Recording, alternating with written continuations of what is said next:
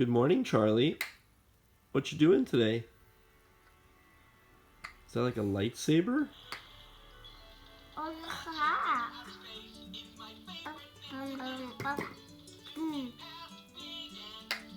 Can I get a hug? Yeah!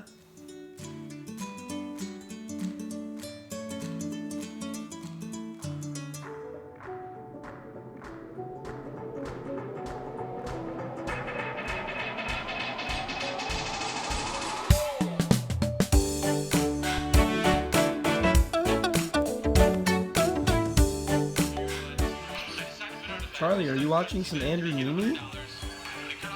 Yeah? So, we're just watching some vlog here together before I have to drop Charlie off at daycare, and then Brad and I are heading off to the Matrix. We're gonna enter the Matrix. Alright, say bye, Charlie. Yeah, bye. Alright. Say bye, Nimi. What would you say it is that you're doing, Charlie?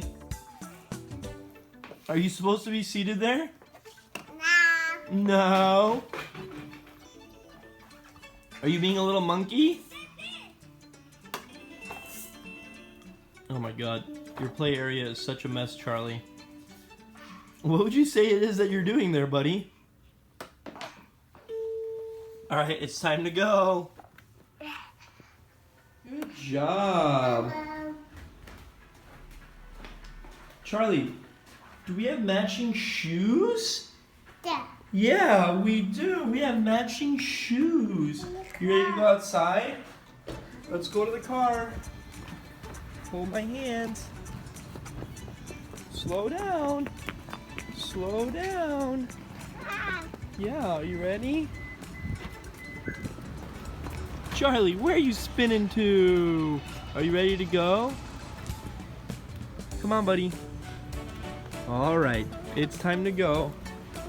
We have to go. Yeah. Watch your head. Charlie, say bye-bye. Say bye. Say bye.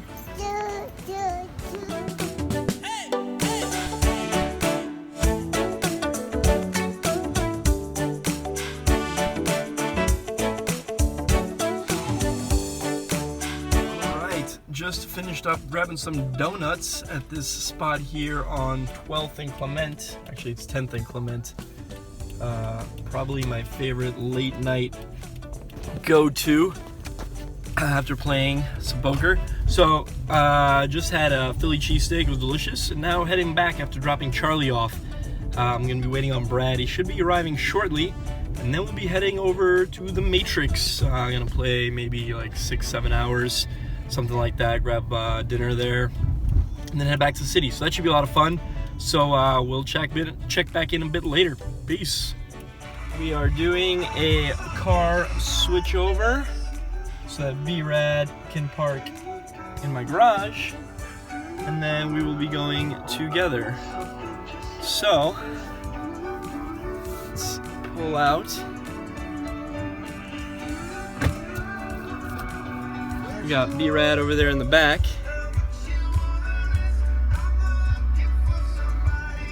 Let's go say hi.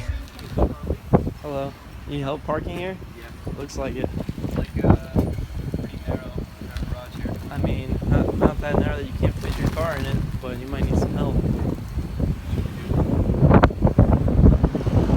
Alright. So V-Rad is parked. Now we head off. We have arrived at the Matrix.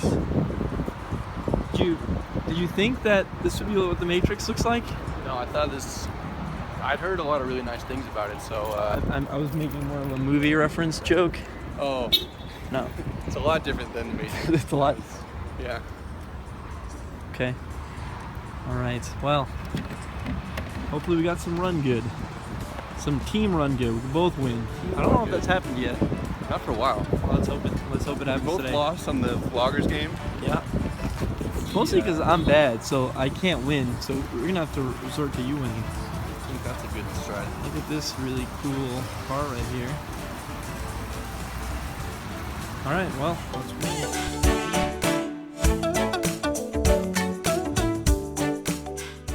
When we get inside, there's a bit of a list for both the 500 cap 235 game and the 2K cap deep stack 235 game, so we head back to the bar for a bit. After a short wait, we get a seat in the 500 cap game and all systems are a go.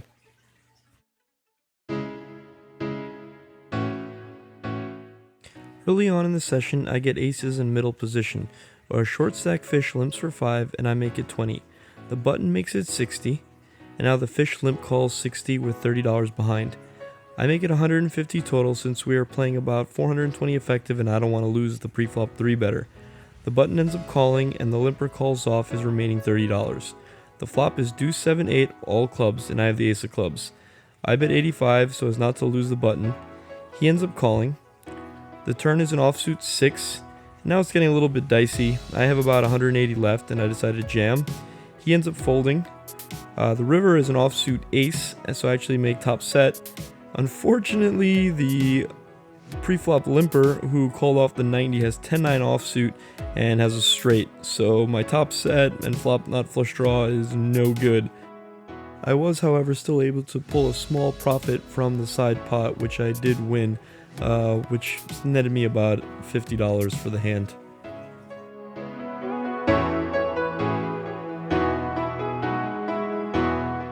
In this hand, I pick up pocket kings in late position. There's 2 limps in front of me, and I make it 30. The button calls, the small blind calls, and both limpers call. We go 5-way to a flop of 9-6-4 rainbow. There's 3 checks to me, and I bet $120 into the $150 pot. Unfortunately, everybody folds. I probably should have sized down a little to give space for someone to get out of line, since I'm only 100 big blinds deep. One of the limp callers said to the dealer he had 5 deuce and was too expensive to hit his gutter. Cool limp call, bro. Although this hand isn't particularly exciting, I think it demonstrates a mistake many beginning players make at the table. There's a couple of early limpers. I pick up king queen of clubs in the small blind and I make it $40.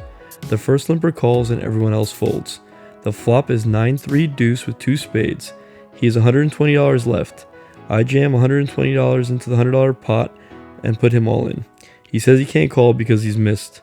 By taking an aggressive action, even out of position, I am able to take control of the hand and win a pot I probably wouldn't have if I just completed out of the blinds. Many novice players will choose to take passive lines with stronger holdings, only to complain later how they never make a pair. If you're at a table with players who are weak tight, it's your duty to punish them with aggression. Scared money don't make no money. Early position rich guy, who's wearing a nice Rolex and had earlier talked about recently buying a Lambo, opens to 15. The cutoff calls, and I call the button with Jack 10 with 1 spade. I'm looking to get involved with this specific opponent, and this is a perfect hand to do it with in position.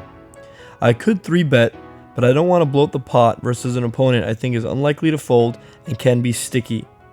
The flop is ace queen 5 with 2 spades. The preflop opener leads 30 4 ways after the big blind checks. The cutoff folds. I see that the big blind is already motioning to fold behind me. Given the opener's preflop and postflop sizing, I don't think he necessarily has to be strong here. Since I have position, I get to call and see what he does on various runouts. Not to mention, if he does have a big hand, I might win a big pot if I hit my gut shot. I call and we are heads up to a brick turn. He now bets 60. Once again, given the flush draw on the flop, and now his half pot turn sizing, I don't put him on a big hand. If he does have an ace, I don't think it's a big one since he only opened to 15 pre-flop. There were a few hands earlier where he opened much larger and showed down big hands. It appears his bet sizing is a tell of the strength of his hand. I call once again to rep flushes if it hits and maybe even bluff raise certain other rivers. The river is the 9 of spades and he checks. I think for a bit and bet 175. It's not long before he shows me an ace and folds. Easy game. This hand is a perfect example of the power of position. Had I been out of position, I probably wouldn't have been able to steal this pot away from my opponent. Also, we see that it's important to not have your bet sizes indicate the strength of your hand. Better players will be able to pick this apart. You'll find yourself not getting paid off on your big hands, and conversely, in tough spots when you have a mediocre holding. Now here's one of the more interesting hands from that night. I open to 20 with pocket nines versus one limper. The small blind, who is the guy that owned the Lambo from earlier, calls, and so does the limper. The flop is 10-9-4 rainbow. They both check. I contemplate checking back since the board is relatively dry, but I'm a big proponent of building pots early with big hands. I bet 30 and a 60 and they both call. The turn is the ace of diamonds and now there's a diamond flush draw. They both check. I had already barreled off a ton and been winning, so I figured this is a great spot to look like I'm trying to rep hitting an ace without necessarily ever getting credit due to my past aggression. I bet 120 into the $150 pot. The rich guy mutters about how he has to get there to his neighbor and then he calls. The other guy folds. The river is the jack of diamonds and now he quickly bets $215. It feels like he got there given what he said to his neighbor, but I'm getting nearly 3-1 with a set and he could be bluffing with queen jack or incorrectly value betting jack 10. I don't love this spot, but I can't fold given this opponent and his sizing. I side call and he has 5 deuce of diamonds. Cool call on the flop, dude. Well, I guess that's one way to beat a flop set with 5 high, no draw. Wah, wah. Here's a hand that's an example of knowing your opponents and taking advantage of their tendencies. I open ace-jack of clubs in early position to 20. One guy, who was previously on my right and had just moved to my left, tanks for a bit, looks like he wants to raise, then thinks better of it and just calls. He had just been caught bluffing, so it feels like he's on tilt and mixing it up. The flop is 4-4-6 with 2 diamonds and a club. Despite whiffing here, I'm feeling quite confident ace high is the best hand and I do have the backdoor nut flush draw. I bet 20 and he calls. I believe given my half pot sizing he's going to have a really wide range here and I'm expecting to call down on a lot of runouts. The turn is an ace, which is obviously a great card for me. Now the goal is to find the best way to extract maximum value from a spewy opponent. I don't want to check because he might check it back since this is a much better card for my range than his. I decide that the best approach is to look scared of this turn card. I bet a weak $20 and he now makes it 80. Perfect. I love it when a plan comes together. I think for a bit, appearing I hate this spot and call. The river is the king of diamonds. I check and he now bets 175. It's possible he got there with a flush draw, but as I previously stated, I expect him to have an extremely wide range here. The plan was to call down on all runouts since I expect his bluffing frequency to be extremely high here. I call, he mucks, and I don't even have to show my hand. After switching to Brad's game and picking off some bluffs, I'm up $575 when we get called for the 2K capped game. Let's go! So now Brad and I are both in the 2-3-5 deep stack game and everyone has agreed to straddle. I pick up ace-10 of clubs under the gun and open to $35. I get 3 callers and we go 4 to a flop of ace-5-5 with 2 diamonds.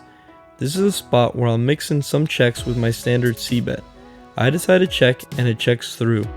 The turn is an offsuit queen and I feel fairly comfortable that I have the best hand. I bet 85 and the player to my immediate left, a goofy wannabe who's wearing sunglasses, calls.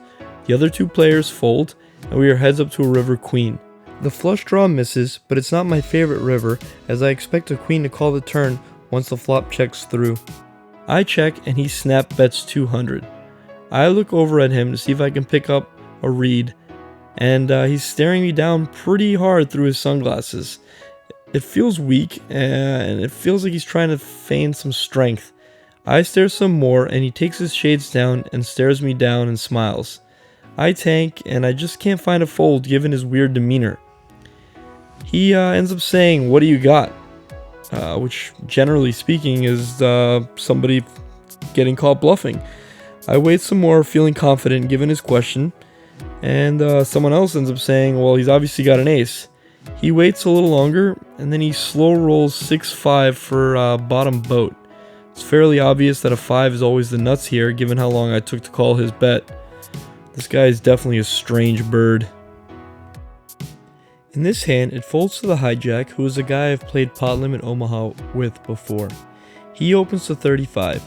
I have ace-8 of hearts on the button. This is a great spot to 3-bet, but the two weakest players at the table are in the blinds and I'm trying to play as many hands as possible versus them. I expect that if I do 3-bet preflop, I'll shut them out of the hand. Best case scenario is I take down a small pot preflop or I bloat the pot versus a competent opponent.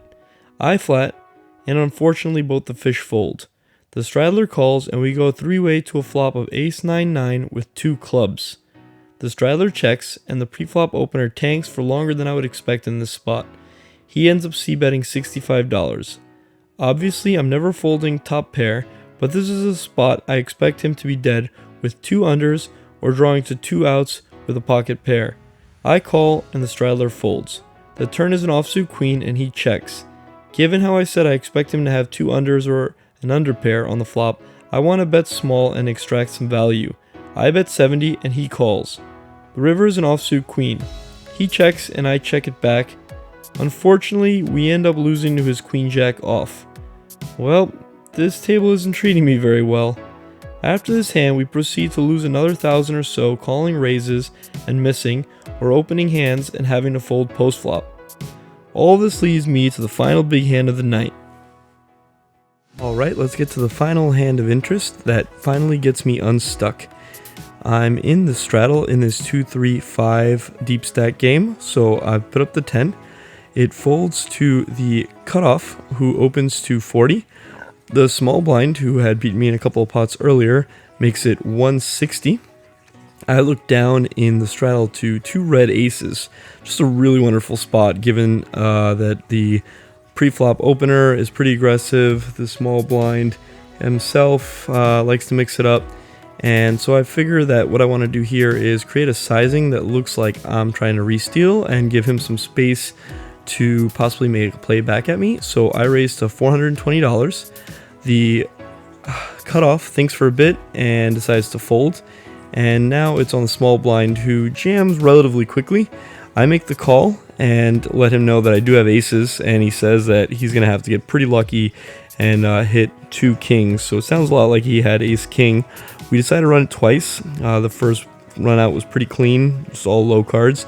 The second board actually ended up bringing 4 clubs, and I remember specifically saying, "Oh no," and he pretty decisively said, "No, dude, you have nothing to worry about." So I have to assume he probably knew that he had 2 black cards, so it was probably ace king suited. So it was a pretty nice spot, and I ended up taking down like this 3.6k pot.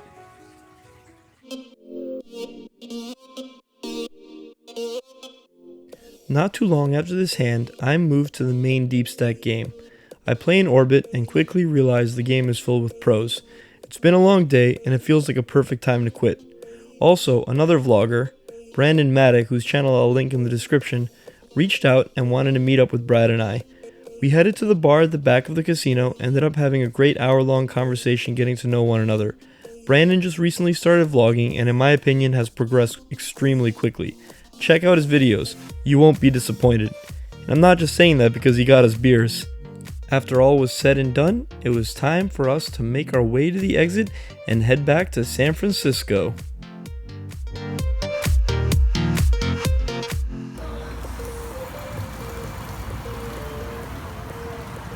B-Rad, this is a momentous occasion. It's a momentous occasion. Co-vlog Ryan round 2, huh?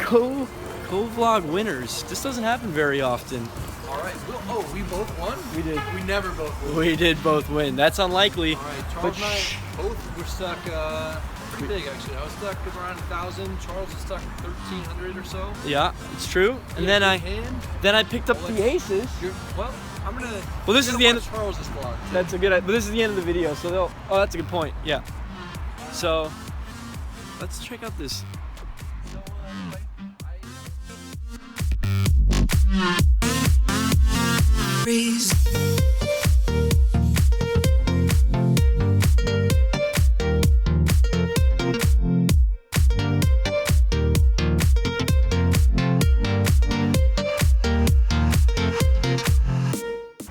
Alright, well, to wrap things up, we're gonna have B-Rad in the background. It was a lot of fun. I got to meet up with Brandon. Check out his channel. I will actually link that above if I ever get to making this video. Awesome guy. His stuff is great. Had a lot of fun, got some beers, so thanks to Brandon for that. And Brad and I are gonna head back now, back to San Francisco. And so yeah, successful trip, which is always nice. All right, catch you guys later. Peace.